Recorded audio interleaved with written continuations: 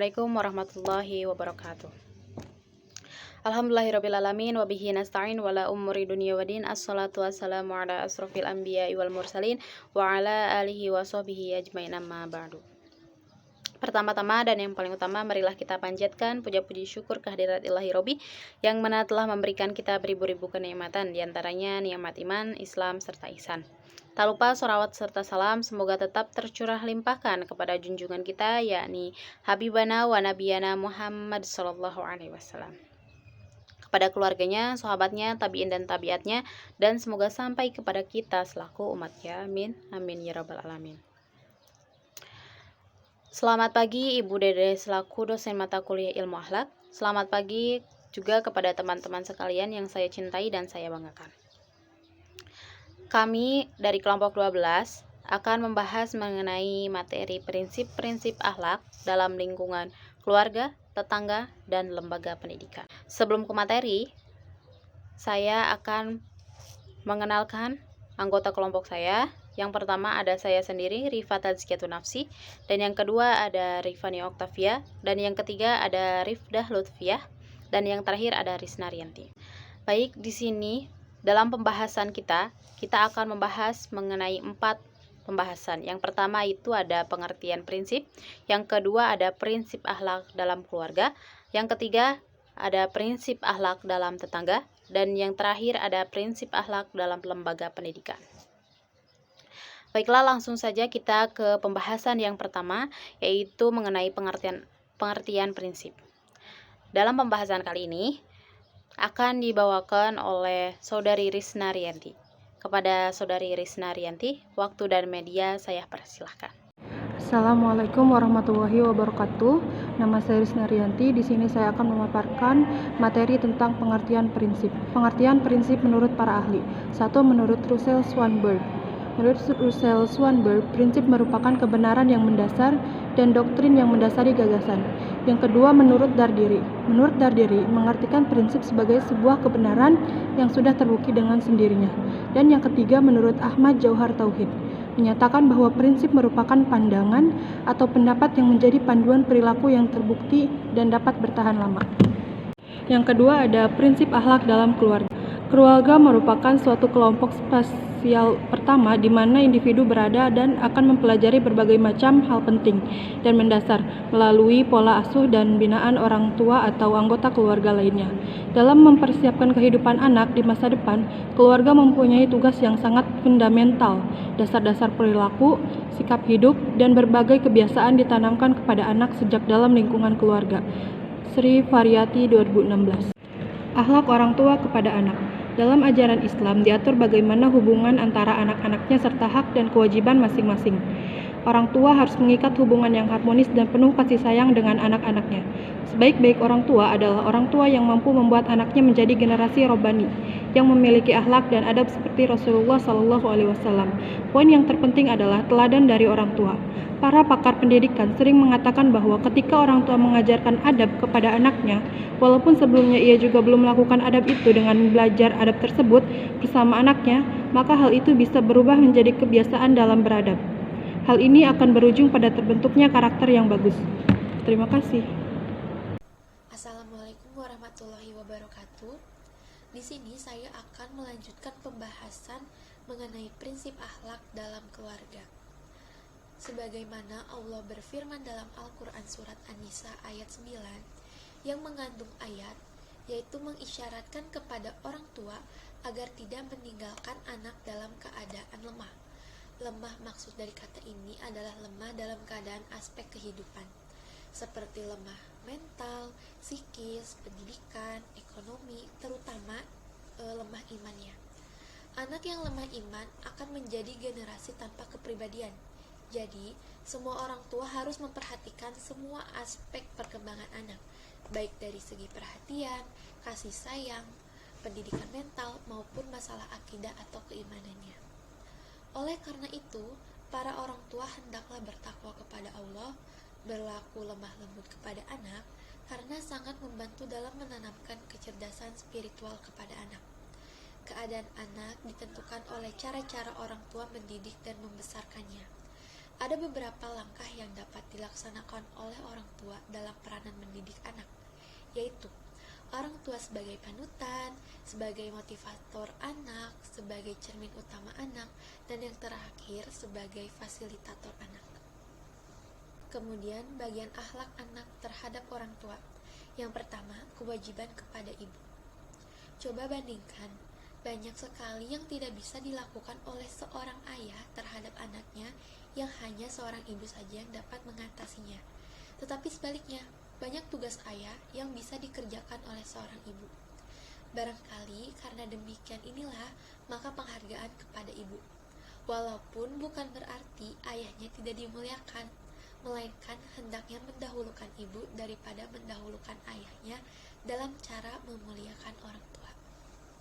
Kemudian yang kedua, berbuat baik kepada ibu dan bapak. Seorang anak menurut ajaran Islam diwajibkan berbuat baik kepada kedua orang tuanya dalam keadaan bagaimanapun. Artinya, jangan sampai anak menyinggung perasaan orang tuanya, walaupun seandainya orang tua itu berbuat zalim kepada anaknya dengan melakukan yang tidak semestinya. Maka jangan sekali-sekali anak berbuat tidak baik atau membalas, mengimbangi ketidakadilan orang tua kepada anaknya, sebab Allah tidak meridhoi sehingga orang tua itu meridhoinya. Allah berfirman pada surat Al-Luqman ayat 14 yang artinya, dan kami perintahkan kepada manusia untuk berbuat baik kepada kedua orang tua ibu bapaknya. Ibunya telah mengandungnya dalam keadaan lemah dan bertambah-tambah dan menyampihnya dalam 2 tahun. Bersyukurlah kepadaku dan kepada kedua orang ibu bapamu, hanya kepadakulah kembalimu. 3. Berkata halus dan mulia kepada orang tua.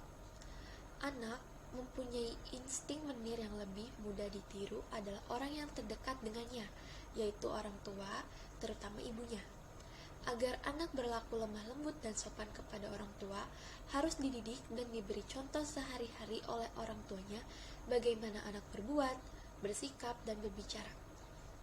Kewajiban anak kepada orang tuanya menurut ajaran Islam harus berbicara sopan, lemah lembut, dan mempergunakan kata-kata yang mulia. Sebagai pedoman dalam memberikan perlakuan yang baik kepada orang tua, ingatlah firman Allah dalam surat Al-Isra ayat 23 dan 24 sebagai berikut, yang artinya, dan Tuhanmu telah memerintahkan supaya kamu jangan menyembah selain Dia, dan hendaklah kamu berbuat baik kepada ibu bapakmu dengan sebaik-baiknya. Jika salah seorang di antara keduanya atau kedua-duanya sampai berumur lanjut dalam pemeliharaanmu, maka sekali-sekali janganlah kamu mengatakan kepada kedua perkataan dan janganlah kamu membentak mereka, dan ucapkanlah kepada mereka perkataan yang mulia. Sekian dari pembahasan saya, kemudian bisa dilanjutkan oleh Rifa. Syukron atas penjelasan materinya kepada Saudari Risna dan Rifani. Selanjutnya kita ke pembahasan mengenai prinsip akhlak dalam tetangga. Dalam pembahasan kali ini akan dijelaskan oleh saya sendiri, yaitu Rifa Tazkiyatun Nafsi. Tetangga dalam pandangan Islam mempunyai kedudukan yang mulia, sebagaimana halnya tamu yang datang ke rumah. Rasulullah Shallallahu Alaihi Wasallam bersabda, siapa yang percaya kepada hari kemudian, maka jangan mengganggu tetangganya, dan siapa yang percaya kepada Allah dan hari kemudian, maka harus menghormati tamunya. Hadis riwayat Bukhari dan Muslim. Allah Subhanahu wa Ta'ala secara tegas telah memerintahkan supaya kita berbuat baik kepada tetangga, seperti yang telah difirmankan Allah dalam Al-Quran surah An-Nisa ayat 36. Selanjutnya ada etika bertetangga menurut Al-Quran. Yang pertama, tolong menolong. Yang kedua, memberi sesuatu. Yang ketiga, menjenguk orang sakit. Yang keempat, ikut berbahagia atas kesuksesan tetangga. Yang kelima, saling menasehati. Yang keenam, diberi oleh-oleh bila kita berpergian atau tidak menampakkan oleh-oleh kepada mereka, dan lain-lain. Terakhir, ada akhlak bertetangga yang diajarkan. Yang pertama, melindungi rasa aman tetangga. 2. Menempatkan tetangga yang miskin dalam skala prioritas pembagian zakat. Yang ketiga, memberi salam jika berjumpa. Yang keempat, menghadiri undangannya. Yang kelima, menjenguk tetangga yang sakit. Yang keenam, melayat atau mengantarkan jenazah tetangga yang meninggal dunia.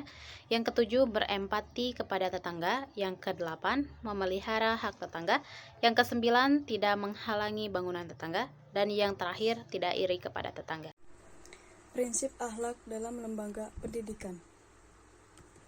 Menurut Ki Hajar Dewantara, Bapak Pendidikan Nasional Indonesia, pendidikan yaitu tuntunan di dalam hidup tumbuhnya anak-anak. Adapun maksudnya, pendidikan yaitu menuntut segala kekuatan kodrat yang ada pada anak-anak itu, agar mereka sebagai manusia dan sebagai anggota masyarakat dapatlah mencapai keselamatan dan kebahagiaan setinggi-tingginya.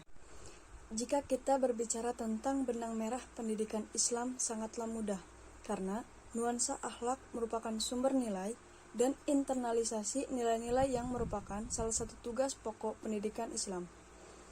Dan yang menyebabkan terjadinya perbuatan tidak baik, pendidikan internalisasi seperti metode keteladanan, pembiasaan amal, tuntunan, metode tarhib wa tarhib, dan cara-cara yang berorientasi pada pembentukan sikap kurang mendapat porsi. Implikasi pandangan Islam tentang akhlak mewajibkan pendidikan Islam agar membangun akhlak Islamiyah pada peserta didik, baik yang menyangkut hubungan dengan Allah maupun dengan manusia dan sesama makhluk. Adapun pengaplikasian akhlak dalam pendidikan dapat dimulai dari 1. Pengajaran, artinya memberikan pengajaran secara konsep yang membahas tentang mana yang baik dan mana yang buruk, mana yang benar dan mana yang salah menurut ukuran agama, hingga mereka mampu membedakan di antaranya. Pembiasaan, setelah memberikan pengajaran, pembinaan selanjutnya dengan cara pembiasaan, membiasakan hal-hal kebaikan dari sejak usia dini yang dilakukan secara kontinu. Dengan pembiasaan, hal-hal kebaikan seperti menebar kasih sayang terhadap sesama, suka menolong teman, dan hal kebaikan dermawan akan mendarah daging dan menjadi sebuah karakter ketika nantinya dewasa. Berikutnya, keteladanan. Tercapainya pembinaan akhlak yang baik dapat ditempuh melalui keteladanan. Alangkah baiknya ketika seorang guru memberikan pengajaran dengan memberikan langsung keteladanan. Seumpama ketika guru mengajarkan sopan santun, guru tersebut dalam kesehariannya menunjukkan sopan santun terhadap muridnya. Jika guru menyuruh mengerjakan sesuatu, guru ikut terlibat dalam pekerjaan sesuatu. Sebagaimana yang telah dicontohkan Nabi Muhammad SAW. Yang keempat, paksaan. Dalam hal ini, paksaan yang bentuknya dalam hal kebaikan tanpa menyakiti secara fisik. Paksaan ini bertujuan untuk membiasakan peserta didik dalam melakukan hal-hal kebaikan yang nantinya setelah terbiasa merasa tidak dipaksa lagi. Sama halnya ketika seseorang dipaksa untuk membaca yang pada gilirannya nanti terbiasa membaca tanpa harus dipaksa lagi. Hadiah dan hukuman.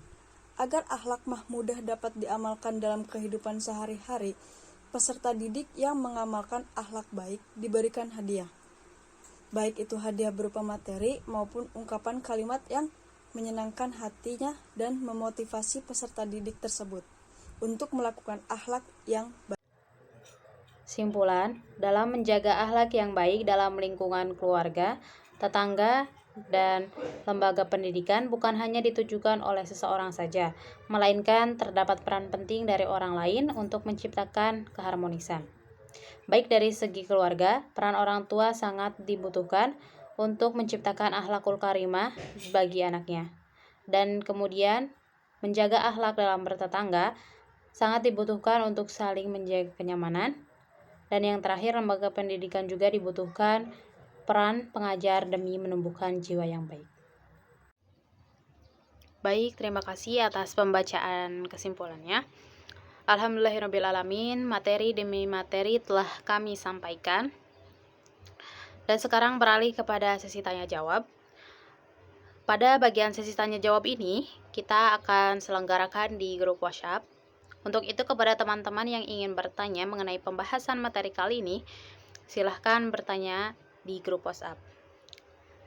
Mungkin cukup sekian pembahasan materi dari kelompok kami, kelompok 12.